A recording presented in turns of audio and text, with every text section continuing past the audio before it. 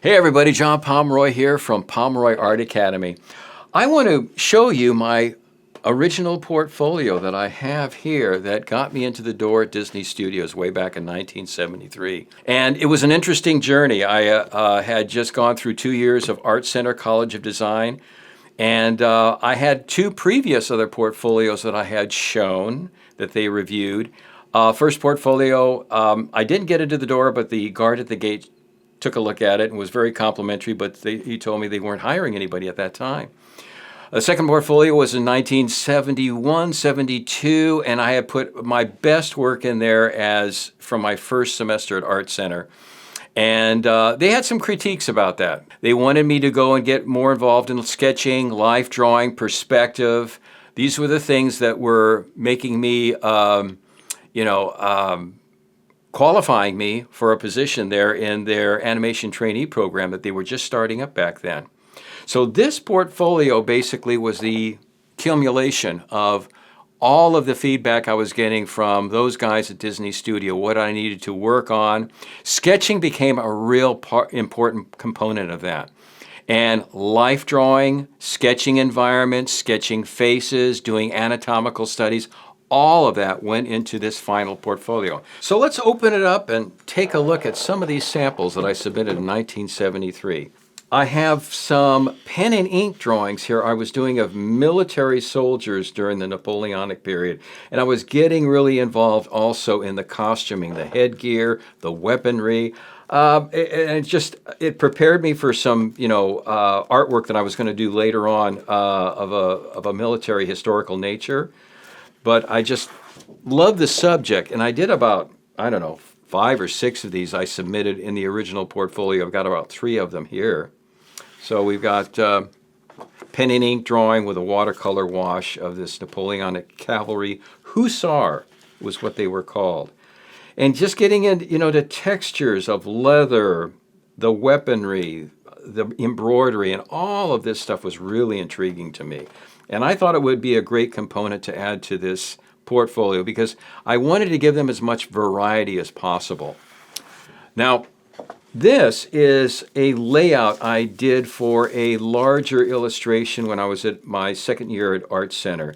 One of the criticisms in my second portfolio was that I needed to work on my perspective, and this was an effort to do that. I've got a selection of these tone paper life drawings. We would have live models come in, drape themselves in material, because what we were doing is we were trying to do a tonal study of not just the human body, but what fabric looked like as it was draped over the form. It was a great challenge in sketching.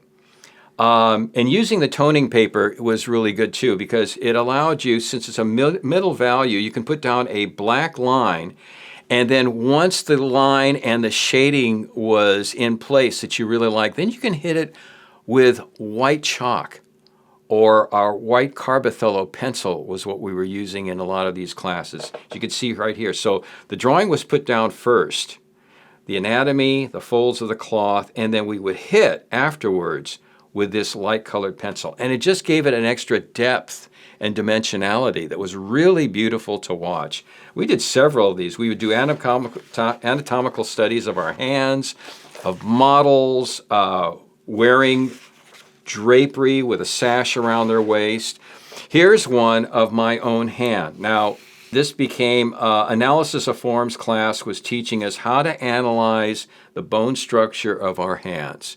This is really important too, especially when you're a sketch artist, because in animation, all of this information that you store up about perspective, anatomy, and how it applies to animation, you ought to be able to recollect that very quickly when you're putting down an idea for a character design, an environmental study, a layout, a story sketch. And this really prepared me for several different disciplines in the animation industry. Not just animation, but anytime I was preparing or trying to visualize a layout, whether it was an interior or an exterior. And then, of course, allowing me to understand the basics of the anatomy, especially if I was animating a human character like a Captain John Smith in Pocahontas. This really, really helped me. All of these studies that I was doing with my hands and feet and studying the facial planes. This was a portrait I did of myself.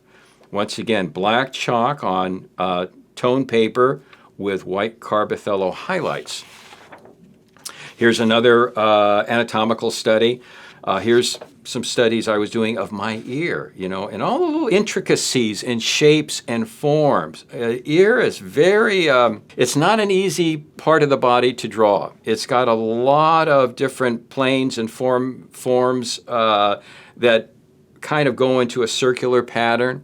And this was just a wonderful exercise to do that. Here is another study of my hand. The palm surface was very interesting to draw as opposed to the back surface with all the tendons and the joints and the knuckles and everything.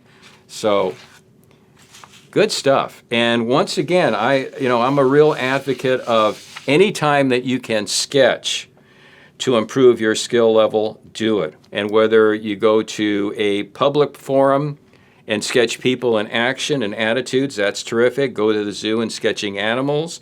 Go and sketch streets and buildings. All of this will contribute to making you a better artist and elevating your skill level. This is a quick anatomical study of a woman reclining.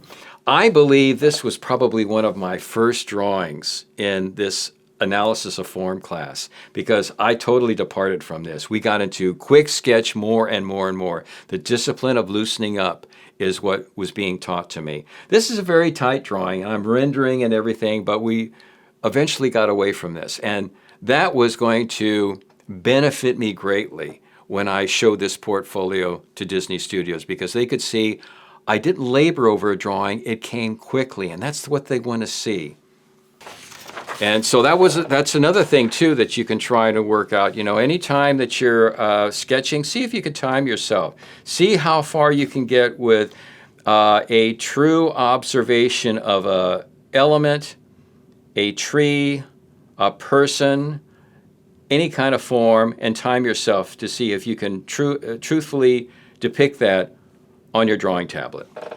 Here are some character studies I did. I was really inspired by the artist Mark Davis. I remember I did these right after I had visited Disneyland. I think I was in high school when I did these. My friends and I and my date, we went to Disneyland for a day. Pirates of the Caribbean at that time were hanging examples of Mark Davis's artwork, his inspirational sketches and character sketches for some of the pirates that are depicted there on the ride. And I was really inspired and went home and I did some of these sketches. I did maybe a few more. I don't know if they're all in here. I've got about 3 of them that I'm showing. Pen and ink sketches, mostly. I was trying to emulate his style. And once again, don't be afraid to copy. If there's an artist that you revere and respect, copy their work, because that is going to inform you what your own style is as an artist, and that will kind of jumpstart you into discovering, what's important to you and what area of studio work or artwork or in the animation industry, what area you would like to work. Some of us are, love animation. Others have an eye for layout and staging, while others love to paint backgrounds. So here's another one. This was just ballpoint pen that I did. I had an idea for a character in my mind, so I just put it down on ballpoint pen and paper. Here's another one. Pirate carrying a load of treasure. And you know what? I was trying to mix it up with anatomical study and cartooning. This is my effort to try to merge the 2 disciplines together. What I have been learning as far as anatomy and what I wanted to learn as far as, exaggeration and cartooning. Here's a quick sketch, as I was mentioning before. Doing these kind of sketches, charcoal on newsprint or on white paper, This one was probably this is probably an example of one of my 5-minute sketches. So within 5 minutes, and I would say that, after about, when you first start out at a art academy, you're very detail oriented. And so you spend a lot of time trying to perfect the hair or the nose on the face and whatever. And what Art Center was teaching me is to think of the overall form first. Break this anatomy down into its simplest shapes. And this is something I'm always telling my students on Pomeroy Art Academy. What are those simple shapes? What is the tubular shape that makes up the leg? What is the block or forms that make up the torso? And the heart shape that makes up the head and how they're all connected. Work on those basic shapes first. And that's what this class was teaching me. This was a life drawing class. I remember my instructor, Vern Wilson, was inspirational to me when I was first starting to loosen up in my drawing style because I was very tight. And loosening up is one of the things that I learned to do when I went to Art Center College of Design. Here's another one. This is probably a 10-minute sketch, a little more anatomy. The backside of this male form seated, and what's happening with the structure of his back, the legs, and all of the components of his anatomy. Here's another one, sketching in black charcoal, shading in with black charcoal, and then hitting it with the white chalk for highlights. This is one that took a little bit more time. Example of a reclining female form with drapery suggested. This was probably maybe a 10 or 15-minute sketch. Here is another anatomical study of my own foot. Taking some time, we would do these in about a half an hour and really doing an analysis of the shape of the foot, toes, the tendons, how it's connected to the ankle and the leg, really getting into some detail. These are more tonal sketches, the female form. Another one, reclining over some drapery. This is another piece I had in my portfolio. I included this because now we're getting involved in environment, perspective, the cross hatching as a grid was allowing me to enlarge this optically for a larger piece. I think this was in preparation for a large illustration for my perspective class. And what I did was I situated as a piece of storytelling. I was inspired by, I think I saw the movie either Huckleberry Finn or Tom Sawyer. And this was a moment in Hannibal, Missouri with Tom and Huck being sneered at by this stern woman looking down and her sidekick just not quite knowing what to make out of the two boys there. They're up to mischief. One is holding a frog and the other one is holding a brush with a bucket of whitewash, and he's whispering in the other's ear. I would imagine this was Tom Sawyer and this would have been Huckleberry Finn.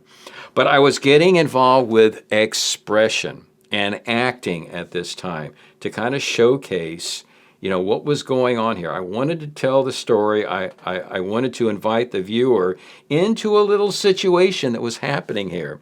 So capturing those expressions on their faces was really important. Now, I at this point, I was still thinking I was going to become a background artist, but unbeknownst to me, I was sort of already gravitating toward the world of animation, especially when it came to facial expressions. And then getting involved with, the topography and the architecture and the perspective all coming together for this one piece.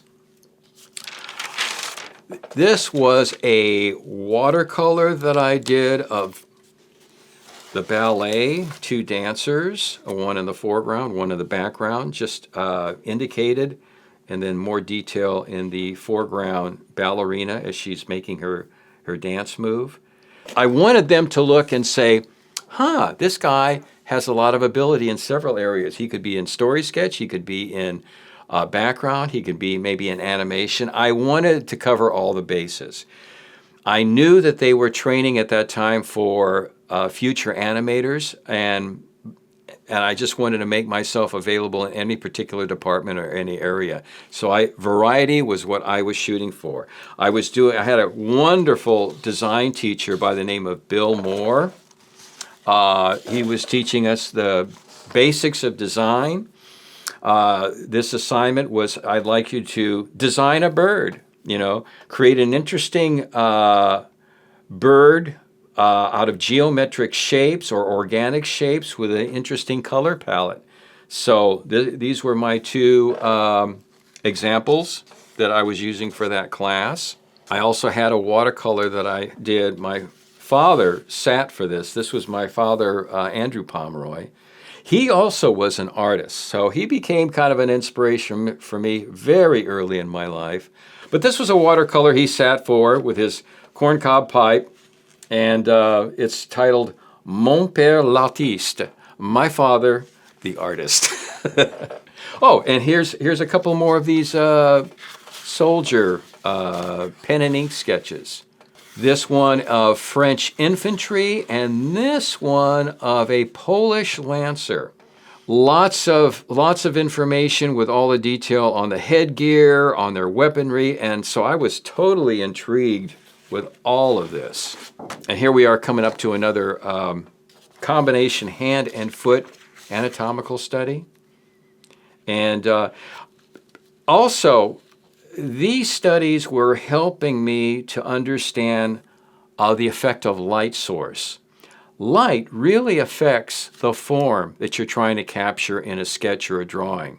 So I encourage you to, get a strong light source and let that inform you about how to sculpt that form in a flat drawing. Light really gives you the option to really get more dimension and depth in a flat drawing surface.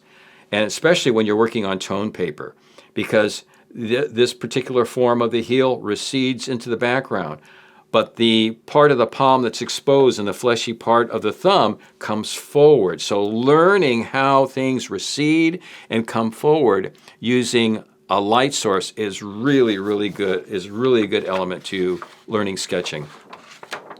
Here are 3 different foot designs. So we've got a bent foot, and seeing what happens with the flesh and the musculature of the foot. Here's one of the top view, here's one of a side view. So anyway, that shows you a lot of examples of the full portfolio. Let me show you some of the other smaller. Now, we did a lot of sketchbooks when I was attending Art Center College of Design.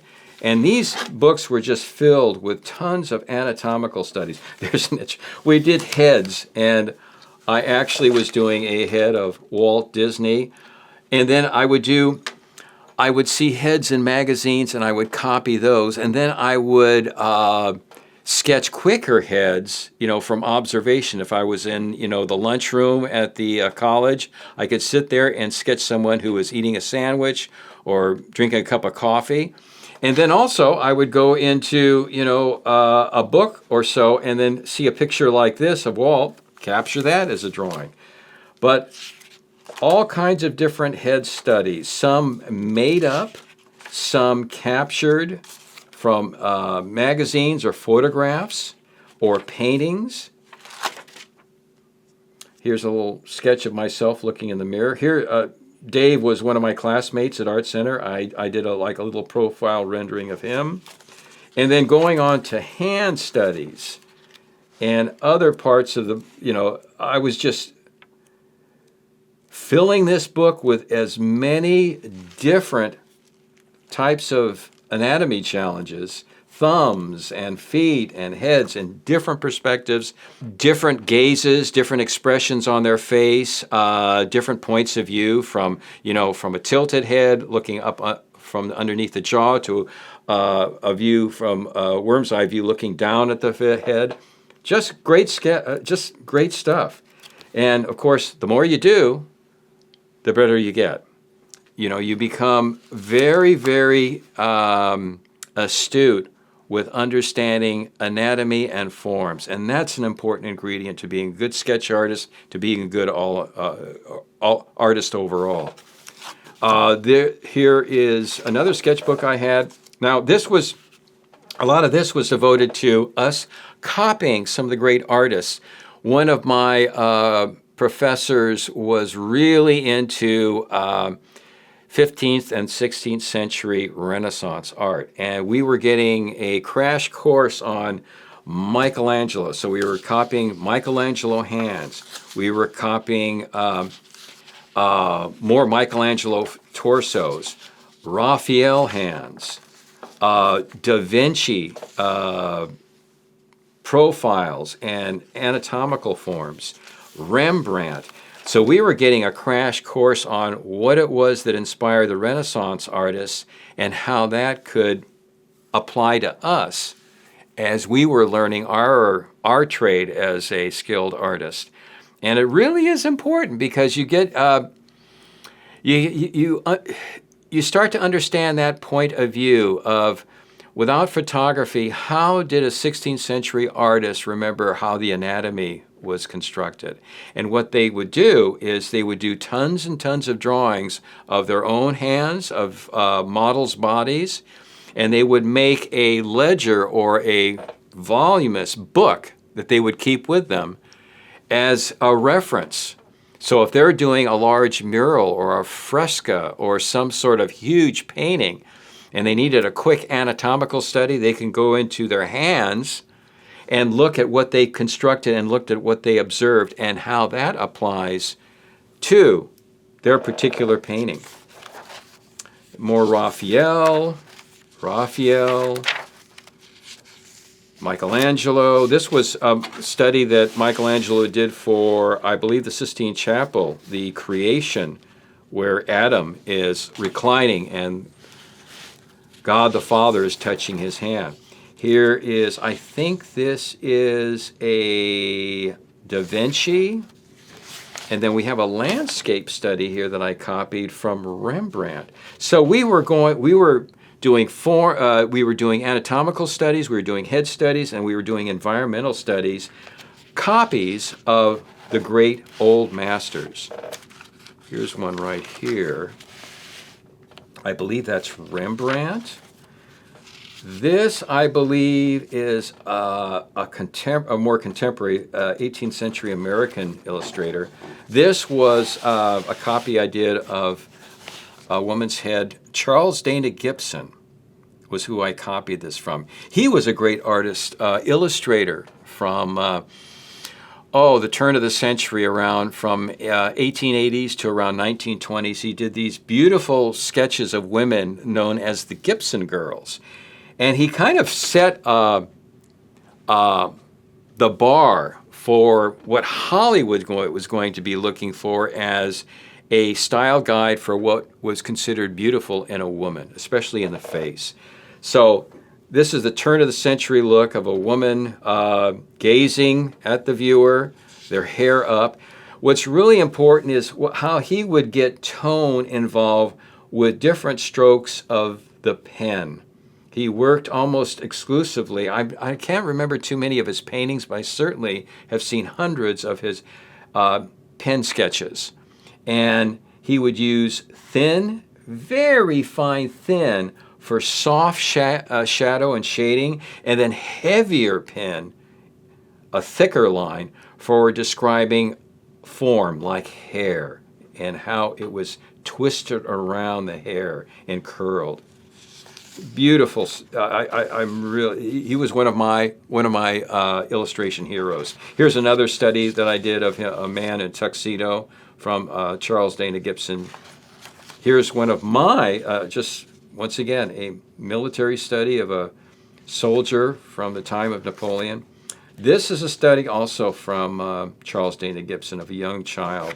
And then I got involved with, we had a painting class where the instructor would say, I would like you to do small thumbnails in tone and watercolor. Actually, we were using a pen called an Osmeroid.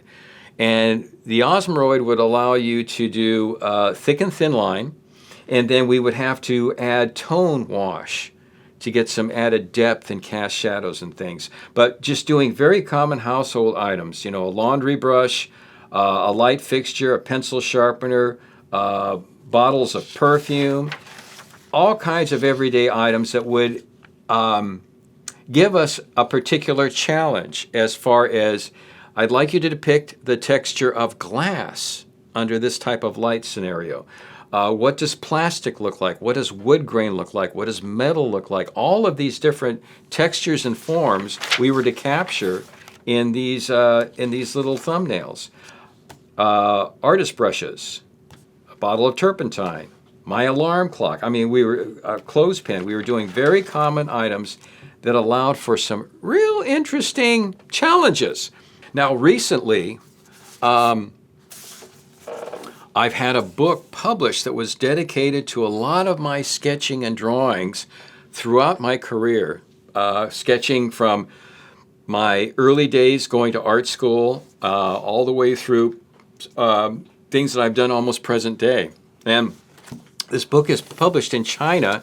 It's all in Mandarin, but it's got a lot of examples of sketches that I've just shown you, plus a lot of other things too.